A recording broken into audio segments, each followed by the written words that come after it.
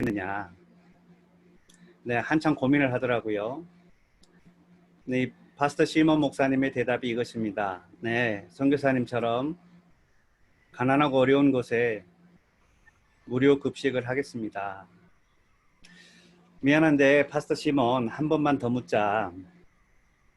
만약 목사님이 하나님이라면 어디에서 무료 급식 사역을 하겠느냐. 그럴 때 이 목사님이 톤도 쓰레기장입니다 라고 대답을 했습니다.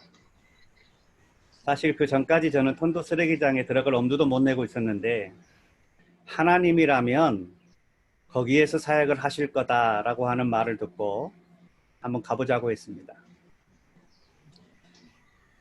바로 차를 타고 톤도 쓰레기장에 들어갔습니다. 지금은 철거되고 없어졌지만 그때 당시에는 하루에도 400~500대의 쓰레기차가 들어오는 쓰레기장이었습니다. 쓰레기장에 들어가서 처음 만나는 사람에게 이 쓰레기장에서 최고 지도자가 누구냐 물었습니다. 그랬더니 랍비라고 하더라고요. 랍비가 이쪽에서 최고 지도자다, 그렇게 얘기를 하더라고요. 그래서 제가 그렇게 물었습니다. 어떻게 네가 나를 랍비한테 데려가 줄 수 있느냐? 네, 데려가 줄 수 있대요. 그래서 같이 가서 랍비에게 만났는데, 그 랍비가 우통도 벗고 있고 제가 기대하고 있는 그런 지도자 랍비가 아니었어요. 담배를 꼬나물고 있고 얼굴이 막 험악한 그런 분을 랍비라고, 여기 최고 책임자라고, 지도자라고 소개시켜줬어요. 나중에 알게 된 것이지만 이 랍비는 단지 이름일 뿐이었고, 사마을 지역의 와라이와라이라고 하는 갱단의 창단 멤버 중 한 사람이라는 것을 나중에 알게 됐어요. 그러나 그것 때문에 그 쓰레기장에 들어가서 사역을 일사천리로 할 수 있는 계기가 되었어요. 이 랍비가 저를 많이 도와줬어요. 물론 나중에는 우리 발전기며 음향 장비며 철탑이며 모든 것들을 다 가져가 버렸지만, 어쨌든 정착하는 그 3년 동안을 아주 긴밀하게 랍비가 저희를 도와서 사역을 해서 하나님의 은혜로 많은 열매들이 있게 되었습니다. 본래 이 쓰레기장에 들어가려면 공문을 써서 허가를 받아야 들어갈 수 있고, 사진 찍는 것도 그러했었습니다. 14년 전에는. 그런데 저는 몰랐지요. 그러니까 목사하고 가서 차를 몰고 들어가서 쓰레기장에 들어갔는데, 나중에 알고 보니까 입구에 검문소가 있더라고요. 근데 입구에 검문소에서 다 차를 세우는 거예요. 그런데 저는 그 검문소가 있는 것을 몰랐어요. 근데 나중에 우리를 잡지 않아서 왜 우리를 잡지 않았느냐고 제가 물어봤더니, 조그만 까만 차가 오는데 멈출 기세를 안 보이더래요. 그리고 쑥 지나가는데 아마도 정부 사람들이나 여기 라오넬이라고 하는 이 쓰레기 회사 사람의 임원진인가 보다라고 통과를 시켜줬다는 거예요. 저는 그 사건 때문에 오늘 하나님이 저를 쓰레기장에 불렀다, 저는 그렇게 고백하는 것입니다. 무식하면 용감하다고, 하나님 때로는 모르는 것을 통하여서 하나님 역사하시고 계시다는 것을 경험하게 됩니다. 그 모든 것이 은혜인 것 같습니다. 쓰레기장 안에 들어가서 덤프된 흙에서 큰 돌을 이렇게 밀어내고, 그리고 이제 그 사이에 옥수수를 심었습니다. 그런데 그 옥수수 씨앗이 싹이 일주일 만에 돋아나더라고요. 그때 제 아내와 저는 얼마나 기뻤던지 손에 손을 잡고 펄쩍펄쩍 뛰면서 너무 감사했습니다. 뒤돌아보면 저의 모든 사역은 하나님의 은혜로 하나님이 불러주셔서 있었던 것이고, 위에 발렌수엘라라고 하는 지역에서 저희가 사역을 해서 지금까지 해오고 있는데, 발렌수엘라를 가게 된 동기도 오늘 이 랍비가 발렌수엘라를 소개시켜 줬어요. 이렇게 어려운 지역이 있는데 발렌수엘라도 도와줬으면 좋겠다. 나중에 알고 보니까 이 발렌수엘라에 이 랍비의 애인이 있었더라고요. 근데 그 애인을 소개해 준 거예요. 저는 전혀 몰랐죠. 그런데 더 이후에 들려오는 소문은 랍비가 저희가 사역하는 그 피날라가 지역에서 사람을 죽이고 톤도 쓰레기장으로 도망쳐 왔다는 거예요. 그럼에도 불구하고 하나님은 랍비를 통하여서 저의 사역을 열어주셨어요. 그리고 지금 발렌수엘라에 교회들을 세우게 만들어 주셨어요. 저는 하나님의 은혜가 아니면 이 모든 것이 불가능했다라고 생각합니다. 오직 은혜로 마틴 루터의 종교개혁을 할 때 오직 5대 오직이 그 종교개혁을 하는 근간이 되었고 힘이 되었습니다. 나는 무엇을 믿는가? 나는 성경을 믿는다. 솔라 스크립투라. 나는 누구를 믿는가? 나는 그리스도를 믿는다. 솔루스 크리스투스. 오직 믿음으로 솔라 피데. 오직 은혜로 솔라 그라치아. 하나님의 영광을 위하여 솔리 데오 글로리아. 이 오직 하나님만을 바라보는 이 신앙이 오늘 종교개혁의 완성을 이루도록 그 힘을 제공해 주었습니다. 하나님의 은혜가 어찌 큰지 하나님의 은혜가 아니면 이 모든 것이 불가능했음을 고백합니다. 오늘 저희가 함께 살펴보고자 하는 본문 말씀은 요한복음 15장 말씀입니다.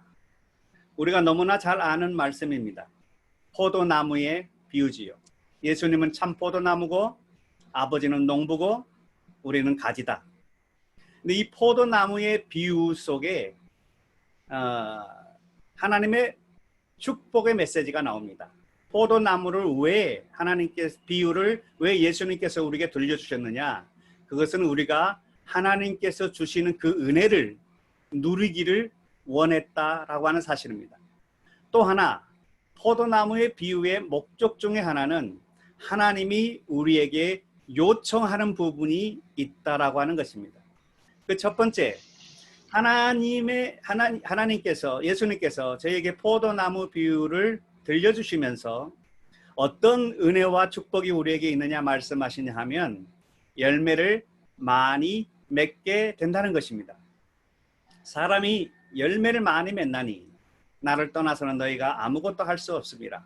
또한 16절을 보면 열매를 맺게 하고 또 너희 열매가 항상 있게 하기 위하여 우리를 선택하고 지명하여 불렀다는 것입니다. 풍성한 열매를 맺는 것, 이것이 하나님이 우리를 부르신 이유 중에 하나다라고 하는 것입니다. 두 번째는 기쁨이 가득한 삶을 살게 하기 위하여 주님은 우리를 불렀다는 것입니다. 이 포도나무의 비유에서 11절에 내가 이것을 너희에게 이름은, 이 포도나무의 비유를 너희에게 들려주는 것은 내 기쁨이 너희 안에 있어 너희 기쁨을 충만하게 하려 합니다. 저는 여기서 주목하고 싶은 부분이 있습니다. 내 기쁨이 너희 안에 있어. 예수님의 기쁨이 우리 안에 있어. 그 예수님의 기쁨이 충만한 것이 아니라 오늘 예수님의 기쁨이 내 안에 있어. 그 예수님의 기뻐하는 그 기쁨으로 인하여 나의 기쁨이 충만하게 된다라고 하는 사실입니다. 예수님의 기쁨이 우리 안에 있어 예수님의 기쁨이 충만이 아니라 예수님의 기쁨이 내 안에 있어 나의 기쁨이 충만하게 된다는 사실입니다. 예수님의 마음이 나의 마음이 되고 예수님의 기쁨이 나의 기쁨이 되었다는 사실입니다. 오늘 예수님께서 슬피 우는 자와 더불어 함께 울 수 있는 것은 오늘 예수님의 슬픔이 내 슬픔이 될 수 있어야 하기 때문입니다. 오늘 예수님이 즐거워하는 자와 더불어 즐거워하실 때 우리가 함께 춤출 수 있는 이유는 예수님의 마음이 우리 가운데 전달되어져서 예수님의 기쁨이 내 안에서 충만하게 돼서 그 예수님의 기쁨 때문에 내가 기뻐지고 내 기쁨이 흘러 넘쳐서 내 삶이 기쁘고 즐거움 가득한 삶, 항상 웃는 삶, 항상 기뻐하는 삶이 열려지게 된다는 것입니다. 무엇입니까? 예수님의 마음과 내 마음이 통해야 된다는 사실입니다. 예수님과 내 마음이 연결되어져야 한다는 사실입니다. 예수님의 마음이 우리 마음이 되어야 한다는 사실입니다. 오늘 우리 기도도 마찬가지입니다. 우리의 기도도 예수님의 마음을 내 마음에 품을 때 우리는 세계를 품는 기도를 할 수 있습니다. 예수님이 이 땅 마닐라만을 위해서 기도하겠습니까? 예수님이 이 땅 필리핀만을 위해서 기도하겠습니까? 예수님께서 이 땅 아시아만을 위해서 기도하겠습니까? 마치 예수님은 지구본을 앞에 두고 지구본을 돌려가면서 각국의 각 나라의 각 족속과 각 방언을 따라서 예수님은 모든 사람들을 품에 안고 기도하실 것입니다. 오늘 주님의 마음이 나의 마음이 되는 기쁨, 이것은 분명 복임에 틀림이 없습니다. 제 인생에 응답받고 싶은 세 개의 기도 제목 중에 하나가 내 멋대로 사는 것입니다. 나는 이 기도를 꼭 응답받고 싶습니다. 하나님, 나는 내 멋대로 살고 싶습니다. 내가 하고 싶은 거 하고 내가 하기 싫은 것 안 하고 살고 싶습니다. 그렇게 살 수 있도록 은혜를 주십시오. 단지 예수님의 마음을 내 마음에 품어서 예수님이 하고 싶은 것 나도 하고 싶고 예수님이 하기 싫은 것 나도 하기 싫어져서 나는 내 멋대로 하고 싶은 대로 살고 하기 싫은 것 아무것도 하지 않고 삶에도 불구하고 내가 예수님을 닮아가는 발걸음이 되기를 원합니다. 이것이 제 두 번째의 인생에 응답받고 싶은 기도의 제목입니다. 오늘 주님의 마음이 내 마음이 되고 주님의 기쁨이 내 기쁨이 되고 주님의 슬픔이 내 눈물이 되는 그런 삶이 우리 가운데 녹아진 삶이 있어지기를 주의 이름으로 축복합니다. 세 번째, 오늘 요한복음 15장은 전적인 기도 응답에 대해서 얘기합니다. 오늘 포도나무 비유를 통하여서 하나님께서 우리에게 보여주시고자 하는 것은 무엇이든지 원하는 대로 구하라. 그리하면 이루리라. 내 이름으로 아버지께 무엇을 구하든지 다 받게 하려 합니다. 우리에게 이 세 가지 축복, 열매를 많이 맺는 축복, 이 열매를 많이 맺는 축복, 기쁨이 가득한 삶, 그리고 우리가 무엇을 구하든지 응답받는 이 놀라운 기도 응답의 능력, 이 모든 것이 하나님은 우리에게 있어지기를 원한다는 사실입니다. 그러면 어떻게 우리가 이런 하나님께서 주시고자 하는 은총을 누리며 살 수 있을까요? 첫 번째는 붙어 있는 것입니다. 포도나무에 붙어 있지 아니하면 스스로 열매를 맺을 수 없다. 네, 이것은 진리입니다. 가지가 포도나무에 붙어 있지 아니하고서 스스로 열매를 맺는다는 것은 이것은 불가능한 일입니다. 그래서 5절에 그 비유 중에 예수님 우리에게 이렇게 말씀하십니다. 나를 떠나서는 아무것도 할 수 없습니다. 오늘 우리가 주님께 붙어 있어야 한다는 것입니다. 주님이 공급하신 힘으로 하나님의 일을 해야 한다고 하는 사실입니다. 이때 우리는 우리의 기도 응답을 받을 수 있고 이때 우리는 많은 열매를 맺을 수 있고 이때 우리는 하나님의 은혜로 기쁨 가득한 삶을 살 수 있게 된다는 사실입니다. 여러분, 여기서 우리가 명심해야 될 부분이 있습니다. 과실을 많이 맺으라는 것이 아닙니다. 우리의 할 일은 과실을 많이 맺는 일이 아닙니다. 우리는 스스로 과실을 맺을 수 없기 때문입니다. 예수님 안에 머물라는 것입니다. 예수님께 단순히 연결되어져 있으라는 것입니다. 기도로 소통하고 있으라는 것입니다. 하나님께 붙어 있으라고 하는 것입니다. 예수님 안에 머물라는 것입니다. 오늘 주님 안에 머물 때 주님으로부터 공급된 힘으로 오늘 우리는 사역의 열매를 맺어가야 하는 것입니다. 우리가 얼마나 우리의 힘과 노력으로 과실을 맺으려고 노력합니까? 그러나 오늘 이 포도나무 비유는 우리의 힘으로 교회 개척하지 말라고 하십니다. 우리의 전략으로, 성교적 알량한 전략으로 우리가 빈민 선교를 하라고 말씀하시지 않습니다.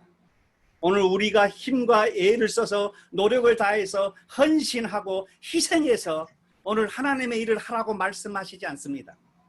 오늘 단순히 우리가 해야 될 일은 어떤 하나님의 사역을 하는 것이 아니라 오늘 예수님께 붙어 있으라는 것입니다. 오늘 마리아처럼 예수님의 무릎 앞에 앉아 있으라는 것입니다. 그분의 말씀에 귀를 기울이라고 하는 것입니다. 오늘 주님의 음성에 귀를 기울이는 일이 우리가 해야 될 일입니다. 주님께 연결되어지는 일이 우리가 해야 될 일입니다. 하나님 앞에 이 새벽 21일 동안 저희가 무릎을 꿇었습니다. 이 하나님 앞에 무릎 꿇는 이것을 통하여서 어떤 일을 성취하기 위해서가 아니라 하나님 앞에서 부족한 모습 있는 그대로 하나님 앞에 내 자신을 발견하고 하나님 앞에 연결되어져 있는 통로를 갖기 위하여 우리는 기도하는 것입니다. 하나님 앞에 일로 승부를 거는 사람처럼 어리석은 사람이 없습니다.